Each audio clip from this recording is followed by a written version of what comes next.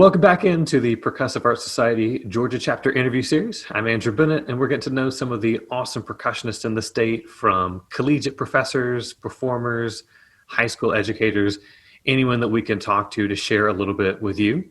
And before we get started, I do want to take a moment to remind you, if you're not an active PAS member, please take a moment to sign up or reactivate your membership. And if you're watching before about mid-November of 2020, you do have time to sign up for PASIC. It will be a virtual event this year, but a whole lot of cool stuff planned for that. So without any more talking, I would like to introduce our guest for today. He's the Vice President of the PAS Georgia Chapter and Professor at Georgia College, Dr. Nathaniel Gworek. How are you today? Doing good, Andrew. How about yourself? Doing well. Excited to pick your brain a little bit. Got a list of questions and stuff, and we'll just see where it goes. Happy to be here. So to get it started, everything I'm going to ask every person we interview is to tell us about your journey. So how you got started, if there were any pivotal teachers or moments along the way, and just kind of your experience through school, through high school, college, and kind of up to where you are now. So I was always, one of those active kids, always hitting desks as a young child, bouncing back and forth, playing with pencils. And I don't know if anyone else has that one memory that really hooked them, but I definitely have one of those. I remember I was very young, probably not even 10 yet, and I was at school, and I came home, and my father's friend, who was also a painter, had brought over his drum set. And I just remember him playing something on the drum set and me getting this stupid little childish smile on my face. Just sort of that moment where I knew that was something that I wanted to do. And so he was actually my first mentor role model. His name was Mike McMahon, real great guy. And the rest is kind of history. I did the elementary, middle, and high school band that took drum set lessons. When I went to college, I didn't know that I wanted to pursue music. Truth be told, I wasn't that good, right? That's all right, that's all right. But I went to college actually as a physics major and joined the percussion ensemble and the wind ensemble my first semester of undergraduate. And this was before, popular YouTube videos, before we had Third Coast Percussion, posting things everywhere. And I had never seen a real percussion ensemble. And so to see these people playing for Mallet Marimba and these really tight percussion ensemble chamber groups was just like mind-blowing to me as an 18 or 19-year-old. And it was that semester that I decided that music was what I wanted to pursue. So it was sort of a twofold thing, one that hit me early and one that hit me late. And it was just a really, really cool. I've always been interested, but it wasn't until college that I got super, super interested and dedicated to it. Very cool. And since you mentioned that you went into school as a physics major, was that something that you'd always been passionate about? Was that something that just kind of toward the end of high school you thought, this will be fun? Or how did that come about? I was good at it. I didn't really have an idea of what I wanted to do. Just like a lot of people who are my age, once you get done with high school, the expectation was that you go directly into college. And so I did, and I didn't know what I wanted to do. And I was good at it, and it was a good school for it. So that's what I did. It was fun, I guess, as much as math and science can be, I think that's actually a really good point for if we have any high schoolers listening, or even just first-year college students.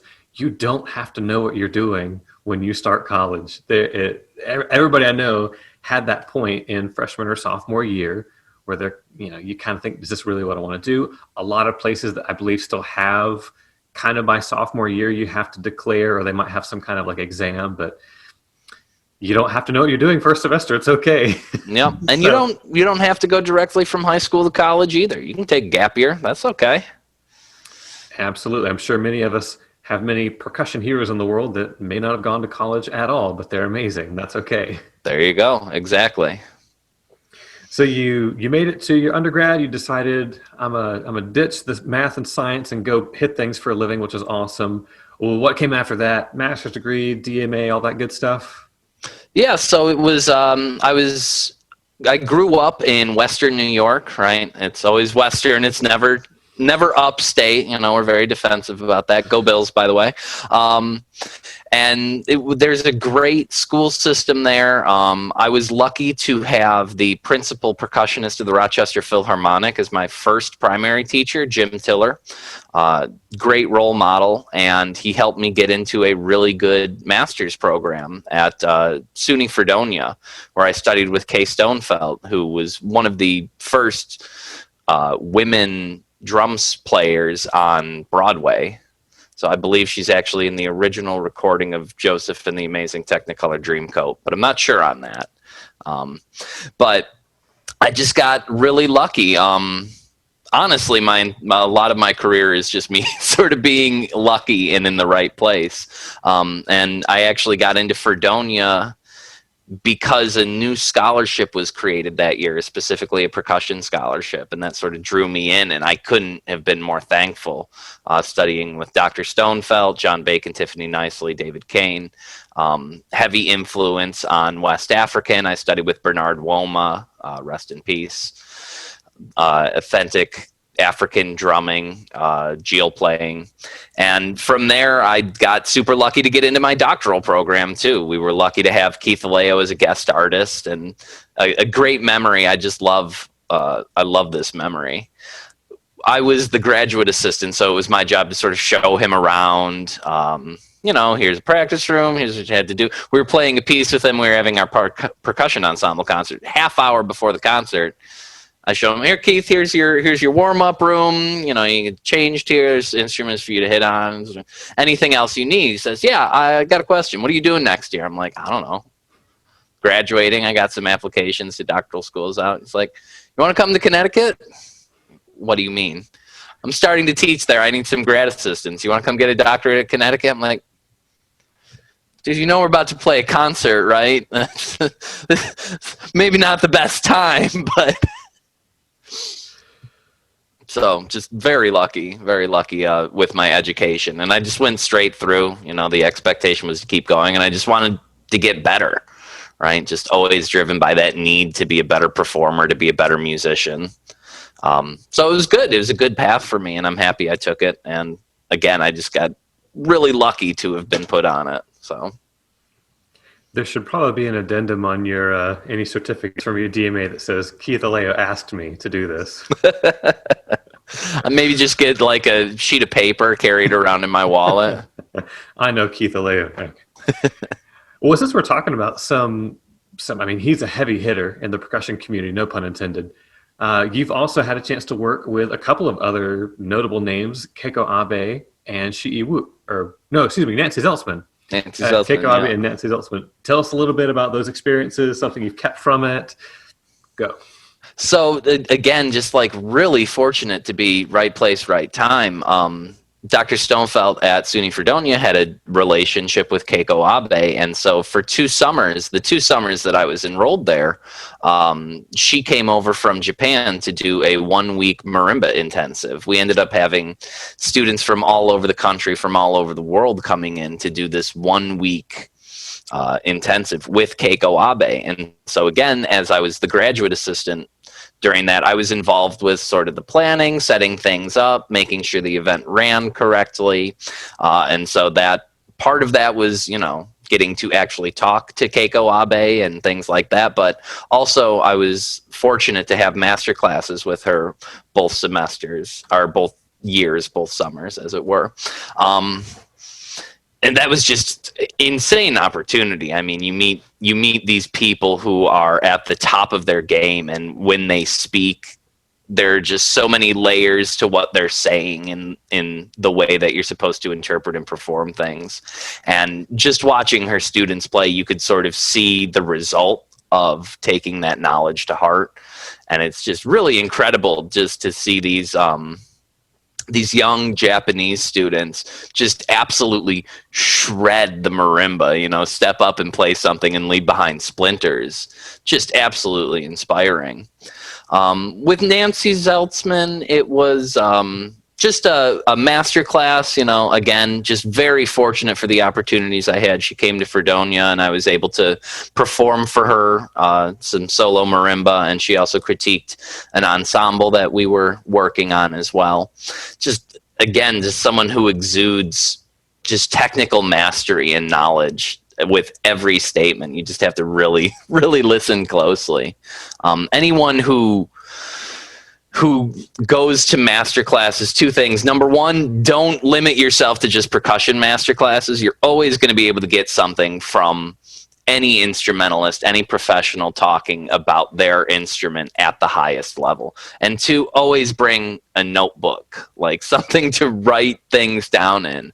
I love it because anytime I go back and perform or teach Keiko Abe's music, I have my little booklet just of things she said specifically about certain pieces. I've marked in my scores things that she was talking about during master classes with other students, right? Always bring a pencil, bring something to write with. You'll thank yourself later, I promise. I think that particular is a great note. In today's era, it's easy enough to carry around a phone, and if there's something cool happening, you can record it. But I think the unfortunate thing is most of us end up missing the event as it's happening, and then we never go back and rewatch it, so we lose all of it. But I've had that experience you mentioned where you take a pencil paper, you take notes, so you're always listening, and then you can remember writing it down.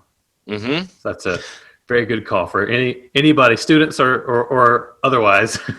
Yeah, and there's not to be too boring about it, but there is a psychological studies that show that writing things down with pencil and paper will actually commit it to your memory more than typing it on a keyboard. So Absolutely. Just say it. Just say it.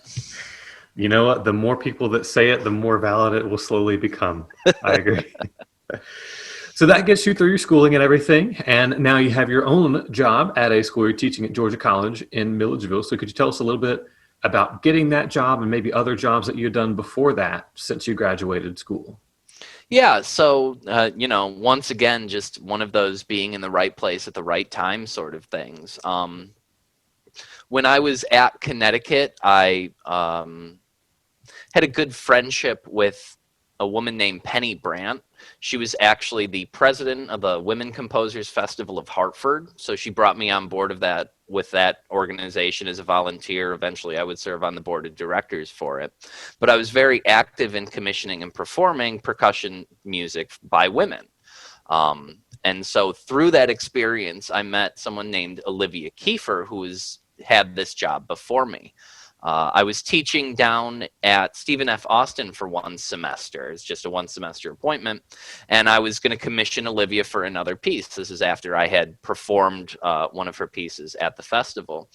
And so during this conversation, we're catching up, getting to know each other, talking about the commission. And she says to me, "Hey, what are you doing next year?" And I said, "Well, I don't know. I got some job applications out at some places." And she said, "I'm leaving my job. You should apply for it." And I said, "Okay."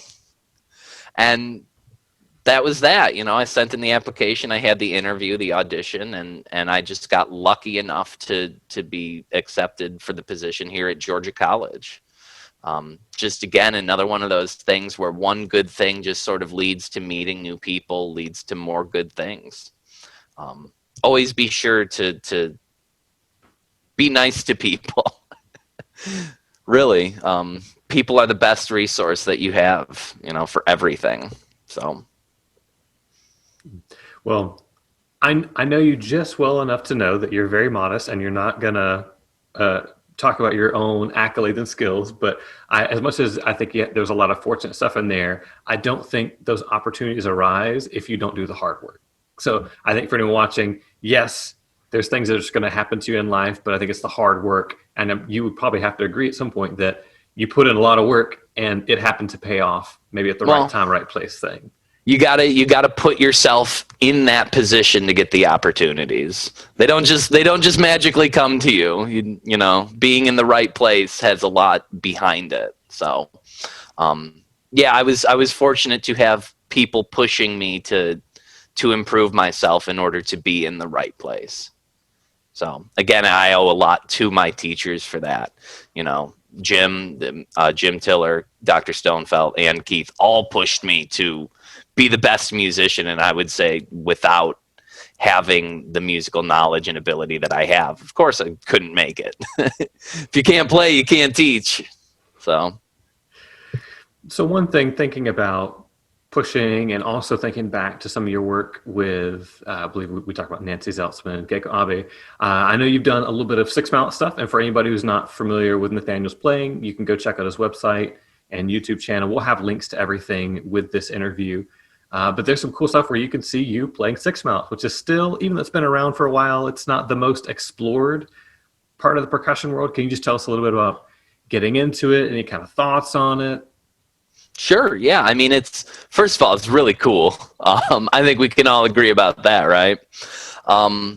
It's an interesting technique, and one that I didn't expect to pay off in the way it did. I actually first was introduced to it during one of those summer seminars with Keiko Abe, and there was a Taiwanese student, Jihei Zhang, JJ as we called him, who was playing Galilee Impressions, which is another Six Mallet piece by Keiko Abe. And so one day I just went up to him and said, "Hey JJ, how do you hold six mallets?" And it is the funniest thing in the world that he just takes a pair of traditional mallets, holds them up in the traditional grip, and he just takes a mallet, puts it right in the middle, and this. Wait, what? What? You know, it's really interesting because a lot of people come up with their own sort of ways to do things. We know that Kai Stensgaard has his big book on Six Mallet Marimba. A lot of attention was paid to that, with people creating their own new ways to do it. And even if you look at four mallet grips, people like Theodore Milkov have their own ways of performing too. And so whereas my way might not be the only way, and you can certainly develop your own, it's a pretty simple way if you already know the traditional grip. I definitely encourage people to check it out, try it out. One of the things that I didn't know is I figured, hey, I'll learn six mallets, I'll play this really cool six mallet marimba piece, and then I'll never use six mallet grip again. The semester after I played that piece, we were playing Joseph Schwatner's "In the Mountains Rising Out of Nowhere." And it's this nice, juicy 3-note chord on a vibraphone that goes directly into bowing the vibraphone. And lo and behold, the semester after I learned it, I was able to utilize it in a performance setting. So just goes to show you all the things that you learn in your multi-solos, your marimba solos. It's all in play when you're in an ensemble setting. Very cool. So other than doing all this performing, and of course you teach percussion there, you also teach music history. So again, just want to pick your brain a little bit if that's always been a passion of yours, how that came to be. And then if you ever find any overlap either in your own mind or in your teaching between percussion and music history. Well, it's another one of those lucky sort of things. As I did my doctorate, you have to either be a theory or a history concentration, and so I chose history. I was lucky enough to be able to TA a history of pop music and a non-Western music class during my doctorate. I love teaching. I come from a family of teachers. My grandfather, my grandmother, and my mother were lifelong educators, and so I have always enjoyed it. I was one of those people who, when I started playing music seriously, I said, I don't want to teach. I want to be an educator. Or I don't want to be an educator. I want to be a performer. Like, that's it. I want to perform. I want to play. And the more I do it, the more I love it.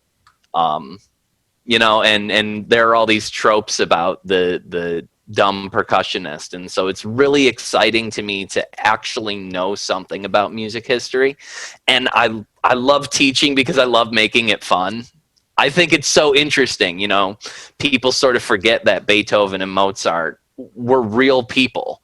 They had likes and dislikes. They wrote letters. They corresponded with friends. And I just love going and trying to portray that to students. I think, you know, music history is just one long Game of Thrones episode, without all the dying, right? Well, without all the murder, we'll put it that way, right? But to be able to go in and sort of present this material that some people might not think interesting in a way that is, right? A way that's accessible, a way that's relatable is just really fun to me. And I do think that sort of making that personal connection, trying to talk to the students on a level that they'll understand a little better, really helps in my percussion education too. How many times have you been in a lesson and you tell a student one thing and it's not getting through, and so you say it a different way, and then all of a sudden it clicks, right? It's the same sort of discipline that you can use in a classroom setting, right? I can stand up there and I can lecture to you about dates for all of Beethoven's symphonies, but who wants that, right? Is that really going to help you? And so I think that sort of feedback loop that we have as educators can be useful both in the private setting and in the large classroom setting. So if anyone is scared to teach classrooms, don't. It's fun. It's really cool. I mean, it's just another method of performance. And I know that's something that was told to me during some of my exams is you really don't know how much you know until you have to talk about it. And that's just a really good way to sort of assess your own strengths and weaknesses as a person who knows things, as a person who's supposed to know things. So it helps us improve ourselves as well, which is always a great thing. I think that's another great point that anybody watching, listening, it's worth going back to revisit what he just said.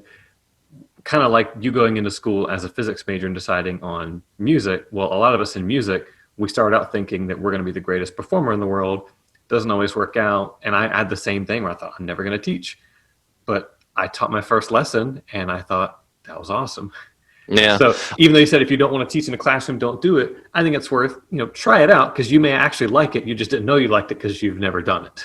Exactly. By the way, do you remember the first time you taught a student how to do a long roll and they did that first crisp long roll?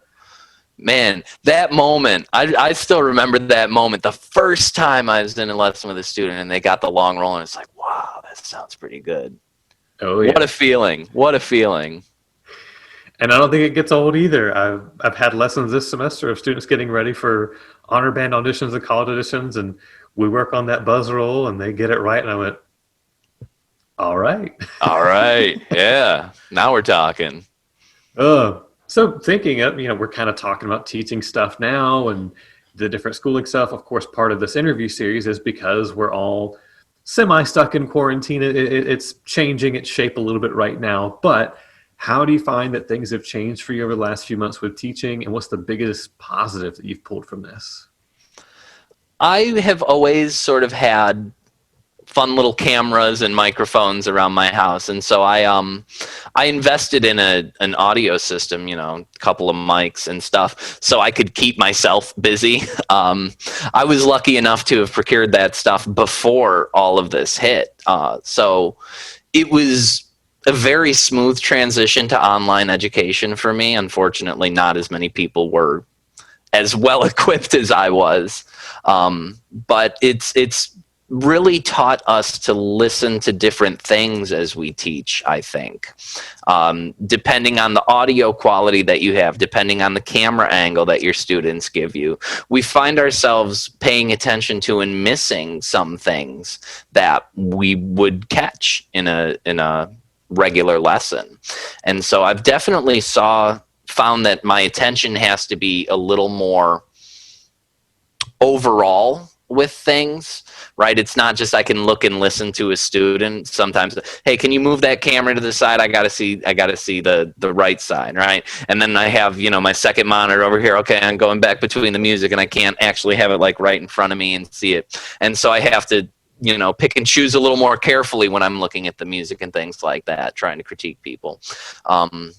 It's just been a very different experience where we have to determine what we can do online, how far we can go as music educators, and what sort of instruction we can provide and how efficiently we can provide it. The one good thing that I think has come out of all of this is that people are recording themselves more. People are posting themselves more to Facebook and YouTube. We're seeing a ton of people just here, unedited video on Facebook, me playing so-and-so on my pad. Here's some John Pratt, right? Here's me improvising on Glockenspiel for fun, and we have a lot of actually really good social media percussionists doing that sort of thing. Who is it? Anthony DiBartolo, who does the 1 minute improv. People always trying to show themselves as active, and we're seeing a lot more of it in the coming generation too. So I think that's one of the good things that's come out of this is students and younger percussionists' willingness to post themselves online. If there's one thing that I could suggest to all of our young percussionists, it's get a YouTube channel, start recording, right? Post videos, get those subscribers, get people to hit that like button, right? Because that's the way that things are going now. I don't think it's too long until a job application is how many YouTube subscribers do you have? Because that's always one of the things with endorsements now. You fill out an endorsement form. How many followers do you have on your YouTube? Well... So I think that's one good thing, is the willingness for young people and even older people like ourselves to be posting stuff. Excellent. Now, is there, again, I'm going to include links to any of the pages where people can see you. Are you doing any kind of streaming now, or are you kind of keeping swamped with teaching? I'm really on and off with my streaming, unfortunately. I'm trying to get back into it, but there are a couple real life things going on right now that I have to clean up. So hopefully in the next week or two we'll be back. When I do stream on Twitch. That's Mr. Jam Dango. It's the same handle for my YouTube. We're living in a day of monikers, and so I figured I would have something a little fun, right? Everyone gets at least 6 names nowadays, and so Gworek has sort of run its course as the professional way. I like Mr. Jam Dango, so I will do my best when I go back and put the video together. I'll drop that in somewhere at the bottom of the screen. So hopefully by now they've already seen your name, and there'll be links and everything else so they can find you and check it out. Appreciate it. Another great thing, my name, very unique. If you type in my name, there's only one of me in the world. There's only one Nathaniel Gworek. And so, if you pop it up, I think there's even like a scholarship announcement from when I was a paper boy back in high school that pops up on the first page. It's really great. You can see me at 17 years old with a newspaper carrier sack over my shoulder. So then update, we're not including any links, just Google Nathaniel Gworek. So we've got a couple other things outside of the teaching and the performing world that I do want to ask you about. But while we're still talking about it, I know you're a big proponent of contemporary music, a lot of modern stuff, kind of thinking outside the box. Can you talk a little bit about some of what you're into, what you've done, and maybe stuff you have coming up? Sure. I am just always interested in what people can come up with.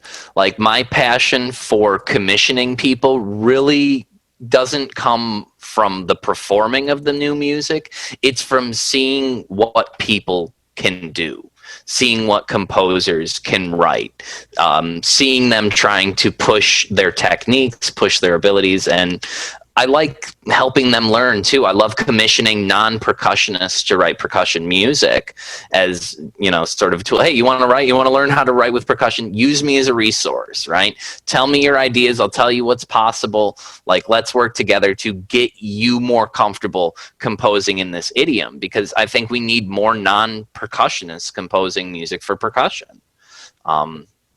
So it's so fun to see what people come up with. Some things that I've done, I've done the endangered banana, where I dress in a banana costume and jump around and sing and dance. That was really fun. Other people in doctoral programs get to wear like medical scrubs with stethoscopes and stuff, and my doctoral garb was a banana outfit. That's so fun. Other things I've done, I love doing the sort of avant-garde performance art stuff. Mark Applebaum's Aphasia wasn't a commission, but that's one that I carry around. It's really exciting to show that to young people, right? Hello, high schooler, sit in that chair and watch me do hand gestures to a synchronous soundtrack for 10 minutes. It'll be great. Um, Recently, I did a commissioning project for Percussion and Spoken Word. It's going to be a collection that'll be published very soon.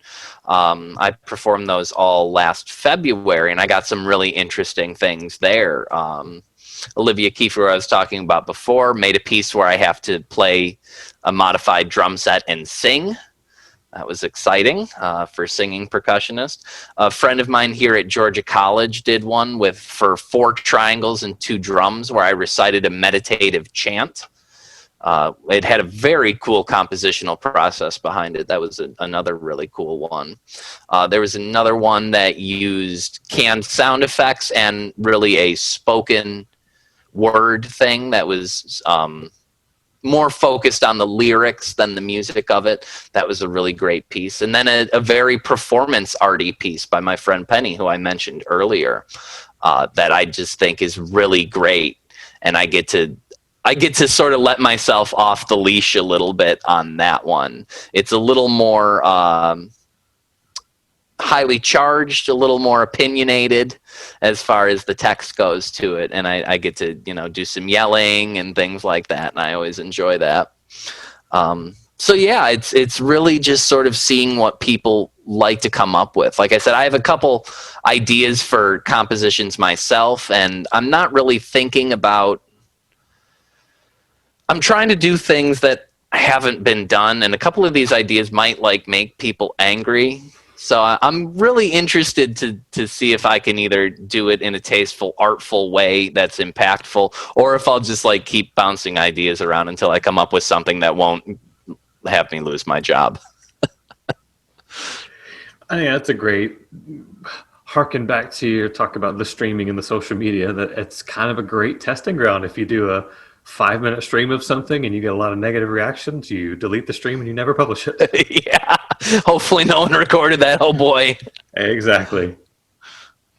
Cool. So other than the performing, the teaching, everything, you're also active in PAS. I mentioned earlier you're the vice president of the Georgia chapter, but you're also in the Health and Wellness Committee of PAS as a whole. So can you tell us a little bit about getting into that committee, some of what you've done? And I know there's something recently that has come out that you can share and we'll link to. Sure. So my involvement with PAS really started happening in about 2010, 2011. Again, those memories that you have as a percussionist, I don't know if you remember your first PASIC, but man, what an experience. I remember being younger, inexperienced, and just walking around the expo, and it's like, wait a second, is that Nate Rosario right there? Hey, hi, nice to meet you. I played your concerto. I'm going to buy this music. Can you sign it? And they just talk to you like normal people. It is the coolest thing in the world. It's Gordon Stout. Hi, nice to meet you. You're awesome. You're great.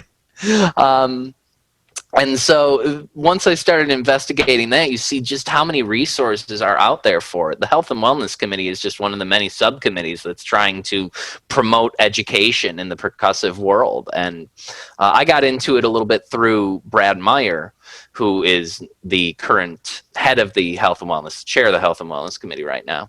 And I actually got into it based on the platform of mental health and wellness, because that's something that I had a little more experience with. We have real doctors who can talk to you about the real physical aspects of percussive playing. I have a couple books that I follow, but you're probably going to want someone who's a little more knowledgeable about that. And so I figured that my experience with mental health might be able to add a little something. It's something I've always been interested in, and that's sort of where I wanted to go with it. And as you mentioned, I recently had an article published by Rhythm Scene about how teachers can be attentive to students' mental well-being. And in particular, I don't know if other people have experienced students who seem to not practice, seem to not be ready for lessons, and you kind of see that the problem isn't with motivation. The problem just sort of seems to be something a little deeper. And so I talk about ways that you can either talk to them about that and sort of approach those ideas with them, and also ways that you can, little lesson plans that you can do with students to make the most of that lesson time. I'm never going to be the sort of teacher who says, oh, you're not ready for your lesson, get out. I'm sure we've all had those teachers, but that's not my style. And so in particular, teaching lessons to non-college students as things that aren't part of the curriculum, you always want to make the best of every lesson. You want to try and teach your students something, and you want them to leave the lesson feeling good about themselves, right? Isn't that the hardest thing, Andrew? Just feeling good about yourselves. And so if we can help them with that as educators, then that's just going to have a positive effect on their life overall. So that's sort of what I talk about in that article. This has been an interview packed full of nuggets. I think every interview so far, there's a moment where I'm like, that's the soundbite. That's like the quote for your autobiography. And you've dropped a few of them this lesson. So anybody who needs some inspiration, this is kind of the inspiration interview for any stage of your musical journey that you may be in. Oh, well, you'd probably tell all your interviewees that, Andrew. Well, they will all be published soon, and you can fact check me on that.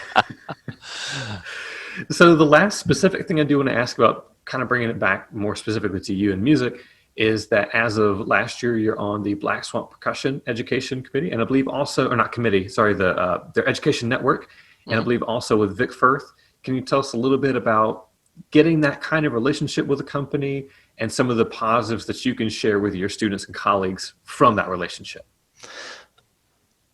Being a percussionist is really great because we have all of these companies who are really just trying to provide you with the best equipment to do your job. Unlike someone who might play saxophone or something, it does not cost you a fortune to try out this new company's this or that. And so it's just sort of been a relationship that it's been a one-sided relationship up until I had those endorsements, but you get to try out new things, try out new sticks, and find what's right for you. And I think we can all agree that Vic Firth, we've all held at least 16 pairs of Vic Firth sticks in our hand. And so I was really happy that they put me on board because they just have a great line of mallets and sticks for everything. And with Black Swamp, that sort of came out of my time working at Interlochen, as Black Swamp is centered as headquarters up there in Michigan. And so I saw their interaction with Interlochen every time they have the summer academy. I believe it's, what's the name? Neil Larrabee? Is that the name? Sorry, I forget. So this guy from Black Swan comes down, brings a lot of drums, brings a lot of tambourines, and really just, again, talking about education, they put the focus on the instruments and on teaching you what the instruments can do and how they can help you do your job. And so filling out that application was really exciting to me because you're working with companies, that are not just looking out for your best interests, but looking out for the best interests of your students as well. And so, people are always like, oh, you're endorsed by Black Swamp. It's like, no, man, I endorse them. It's like, they're the good stuff, right? They're just giving me the tools that I need to do my job. And it's, anyone who's ever thought about filling out those applications, do it. If you're really committed to a product, they just want to see that passion. They want to know that you're going to use their stuff and that it's not just, you praising them for no reason. And luckily Vic Firth and Black Swamp do make some of the highest quality stuff out there, accessible, affordable, and just dang good. I agree. And I think as you're speaking, maybe you're looking for the name Tim Church. Tim Church. There you go. Tim Church.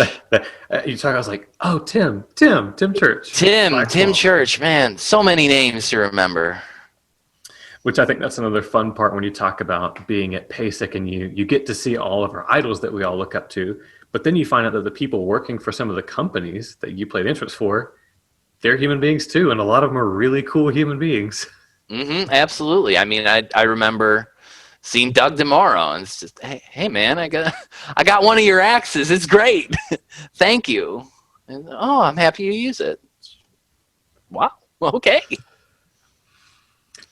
Cool. So we're just about reaching the end of the interview. So this is the part where I just kind of want to open the floor to you. Anything that you would want to share with the music community, the percussion community, our Percussive Art Society watchers, Just anything left that you haven't had a chance to say yet, this is your moment.